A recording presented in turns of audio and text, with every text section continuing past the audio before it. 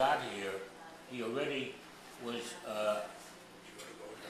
he already had apprenticed as a tailor in Europe. So when he got here, he was ready to work. Dad, don't talk about lesbians. He got here, he only had one relative, an uncle living in the Bronx. You know where the Bronx is? Mm-hmm. Okay. And so they put him up for a while, and my father got a job working in a tailor shop, you know, where they do alterations and pressing, whatever.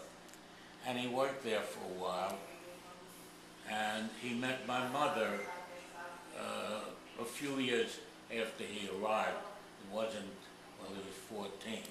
By the time he was 20, he already had gotten involved with a clothing factory, and he became a clothing contractor. In other words, manufacturers who had a surplus of work that they couldn't handle in their own factory would send work to a contractor to make. And my father was one of the contractors. And he had a partner, and they called themselves Wolfish and Rivet.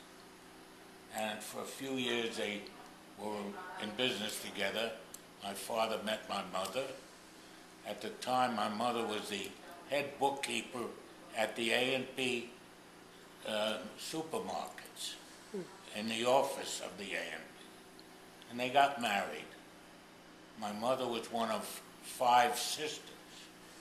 My mother was the oldest of the 5 sisters. And they put...